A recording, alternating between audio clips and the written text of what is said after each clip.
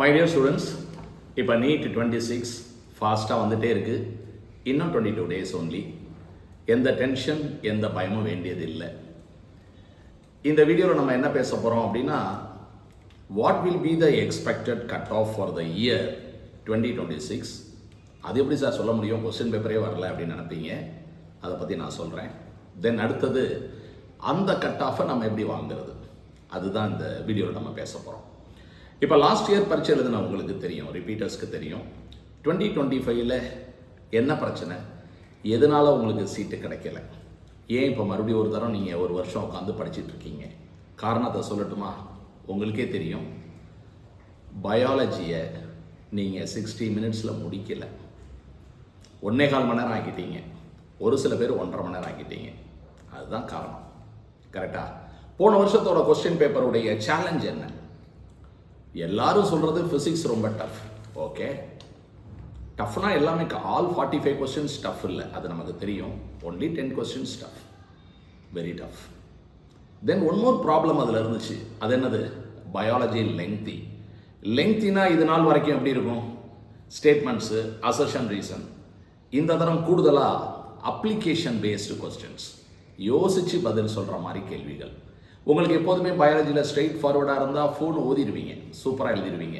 ஆனால் யோசிச்சு பதில் சொல்லக்கூடிய கேள்விகள் ஒரு 10 கேள்வி வந்துச்சுன்னு வச்சிங்களேன், கொஞ்சம் நம்ம ஸ்லோ பண்ணிடுவோம் எக்ஸாமை. பயாலஜி நமக்கு ரொம்ப ஃபேவரபிள் சப்ஜெக்ட், அப்படியே உட்காந்துருவோம், டைம் ஓடுறது தெரியாது.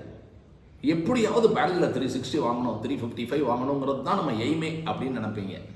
அப்போ நல்லா பண்ணணும், இதை முடிச்சுட்டு தான் போகணும், டைம் போய்கிட்டு இருக்குன்னு தெரியும், இருந்தாலும் பயாலஜியை முடிச்சுட்டு போகணும் அப்படின்னு நீங்கள் நினைப்பீங்க.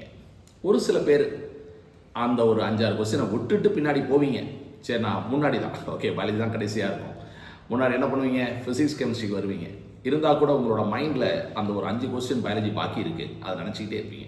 அப்போ உங்களால் கான்சன்ட்ரேட் பண்ணி பரிச்சு எழுத முடியாது. இந்த மாதிரி பிரச்சனையெல்லாம் ஆகுது இல்லையா? அதெல்லாம் ஆகக்கூடாது. என்ன சார் பண்ணணும் அப்படின்னா, இப்போ இந்த வருஷத்தோட கொஸ்டின் பேப்பர் போன வருஷம் வந்ததை விட இன்னும் டிஃபிகல்ட்டாக வருமா? இல்லை. ஈஸியாக வருமா? இல்லை. அதே லெவலுக்கு தான் வரும். அதுதான் 95% of chances that the same level of difficulty will be maintained this year. என்ன டிஃபிகல்ட்டி? பயாலஜியை லெங்க்தியாக கேட்குறது, பயாலஜியில் உங்களை ஹோல்டு பண்ணுறது. அப்படி டக்குன்னு முடிச்சுட்டு ஒரு 45 நிமிஷத்தில் நீங்கள் தப்பிச்சு ஓடிடக்கூடாது, உங்களை பிடிச்சி உட்கார வைக்கணும். அது ஒரு விஷயம். இன்னொன்று, ஃபிசிக்ஸில் ஒரு 10 கேள்வி வெரி டிஃபிகல்ட்டாக கேட்டுறணும். அவ்வளோதான். இந்த 2 தடைகளை தாண்டி நீங்கள் வரணும். இப்போ இந்த வருஷம், போன வருஷம் அப்படி இருந்ததுனால என்னாச்சு, எல்லாருக்கும் ஷாக். என்னடா அது பரீட்சை எப்படி இருக்குது அப்படின்னு பயந்து எழுதி all over India, not only Tamil Nadu, எல்லாருமே ரொம்ப கஷ்டப்பட்டு பயந்து பரீட்சை ஒழுங்காக எழுதாமல் சொதப்பி வெளியில் அதனால தான் கட் ஆஃப் ரொம்ப குறைஞ்சிச்சு இல்லையா? தமிழ்நாட்டில் பிசி கட் ஆஃப் அப்படின்னா 618 இருந்தது 2024, அது 506க்கு வந்துச்சு. சரியா? அந்த மாதிரி ஒரு 112 மார்க்கு கட் ஆஃப் குறையுமா? சாமானியமாக இது சாதாரணமான விஷயமா? இல்லை. அந்த 2 சேலஞ்சினால தான் அந்த அளவுக்கு குறைஞ்சிது. இந்த வருஷம் என்ன ஆகும் அப்படின்னா, இப்போ நீங்கள் எல்லாமே தெளிவாக இருக்கிறீங்க, கொஸ்டின் பேப்பர் கஷ்டமாக தான் இருக்கும், பயாலஜி லெங்க்த்தியாக இருக்கும், ஆனால் நம்ம 60 நிமிஷத்தில் முடிக்கணும், ஃபிசிக்ஸ் கஷ்டமாக இருக்கும், ஆனால் 10 கேள்வி தான் கஷ்டமாக இருக்கும், நம்ம 35 கேள்வி எழுதிடணும். இந்த மாதிரி ஒரு தெளிவோடு நீங்கள் பரீட்சைக்கு போகிறதுனால என்ன பண்ணுவீங்க அப்படின்னா, அட்லீஸ்ட் ஒரு 10 கொஸ்டின் பெட்டராக பண்ணிடுவீங்க. 10 கொஸ்டின் -1லேருந்து +4க்கு போகும்போது 5 மார்க் இன்க்ரீஸ் ஆகுது இல்லையா? அப்போ 10 × 5 50. அப்போ பிசி கட் ஆஃப் இதே லெவலில் கொஸ்டின் பேப்பர் இருந்தால் என்ன சார் ஆகும் அப்படின்னா, 506 will become 556.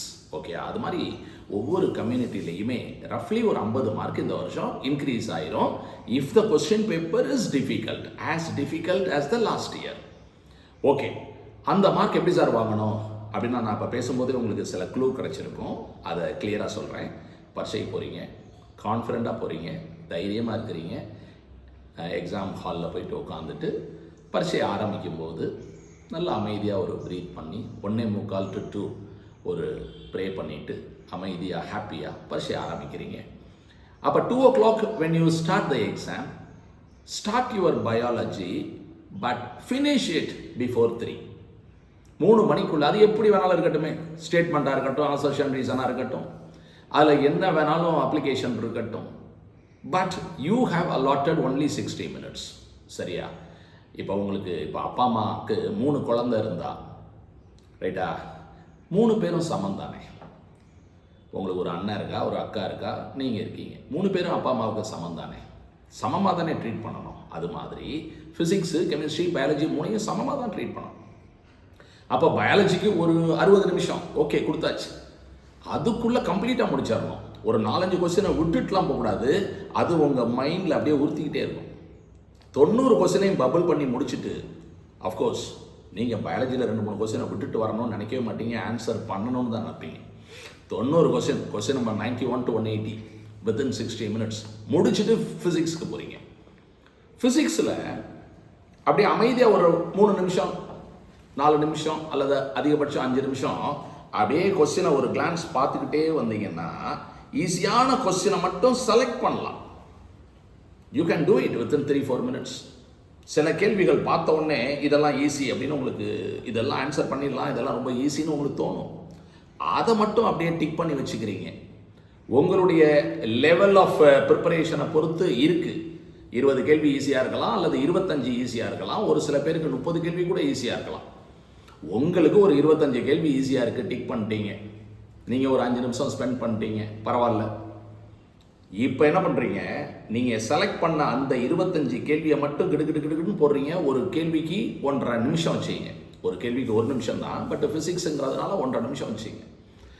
அப்போ 25 + 12 37 நிமிஷம். ஏற்கனவே ஒரு 5 நிமிஷம் கொஸ்டினை செலக்ட் பண்ணுறதுக்கு ஆச்சு, ஒரு 42 நிமிஷம் ஆச்சு. ஓகே, ஃபிசிக்ஸில் 100 மார்க் முடிஞ்சு போச்சு. 25 × 4 47-45 நிமிஷம் ஆயிடுச்சுன்னு வச்சுக்கோங்க. அப்போ 1 hour 45 minutes ஆயிடுச்சு. என்ன பண்ணுறப்ப கெமிஸ்ட்ரிக்கு போகிறோம். கெமிஸ்ட்ரியில் 1 மணி நேரம் இல்லையா, 3 பிள்ளையும் சமம்னு சொன்னேன். Chemistry 60 minutes. பரபரப்பாக கெமிஸ்ட்ரி எழுதுறீங்க, அமக்கலமாக எழுதுறீங்க. சப்போஸ் உங்களுக்கு ஒரு 55 நிமிஷத்தில் முடிக்க முடியுது, ஓகே, வெல் அண்ட் குட். முடித்த உடனே கெமிஸ்ட்ரி பப்ளிங்லாம் பண்ணி முடிச்சுட்டு டைம் இப்போ என்ன, 4:35. ஃபிசிக்ஸில் கொஞ்சம் கஷ்டமான கேள்வின்னு விட்டுட்டு வந்தோமே, ஆமாம், ஒரு 20 கேள்வி விட்டுட்டு வந்தோம். 4:35 ஞாயிற்றுக்கிழமை ராகு காலம். ஃபிசிக்ஸில் நம்ம விட்டது டஃப்பான கொஸ்டின், -× +, அவ்வளவுதான். அதாவது இப்போ அந்த கேள்விகளை பார்க்கும்போது ஏற்கனவே பரீட்சை அமக்கலம் எழுதிட்டோமே, பயாலஜி முடிச்சிட்டோம், கெமிஸ்ட்ரி முடிச்சிட்டோம், ஃபிசிக்ஸில் ஒரு 100 மார்க்கு ஏற்கனவே நம்ம பாக்கெட்டில் இருக்குது. இப்போ வித் ஃபுல் கான்ஃபிடன்ஸ், ஒரு வெல் செட்டில்டு பேட்ஸ்மேன் மாதிரி. அதாவது ஒரு பேட்ஸ்மேன் யாராக இருந்தாலும் ஸ்டார்டிங்கில் கொஞ்சம் தடுமாறுவாங்க, பட் ஒன்ஸ் செட்டில்டு அடி வெளுவெலுன்னு இழுத்துருவாங்க. அந்த மாதிரி அந்த 4:35 4:40க்கு you are a well settled batsman. இப்போ நீங்கள் கஷ்டம்னு நினச்ச அந்த கேள்விகளில் ஒரு 10 கேள்வி ஈஸி தான் அப்படிங்கிறது உங்களுக்கு புரியும். கடன்னு போடுவீங்க, போட்டு பபுள் பண்ணுவீங்க. 4:55 5 மணி ரெடி. சார் ஒரு ரொம்ப டிஃபிகல்ட்டான 10 கொஸ்டின் போச்சே சார், அதெல்லாம் கவலைப்படக்கூடாது. போன வருஷம் all India rank 680, 10 question attend பண்ண முடியல, அப்போ 40 மார்க் போச்சு, கரெக்டா? அதனால most difficult question in physics attend பண்ண முடியலை அப்படின்னா பரவாயில்ல. நான் I am talking about a reasonably well prepared student. Extraordinary talent இருக்கிறவங்க அந்த கேள்வியும் போட்டு தமிழ்நாட்டுக்கு ஒரு 720 வாங்கி தரணும் அப்படின்னு நான் ரொம்ப ஆசைப்பட்றேன். கடின உழைப்பாளிகள் நிறைய பேர் இந்த வீடியோ பார்த்துட்டு இருப்பீங்க.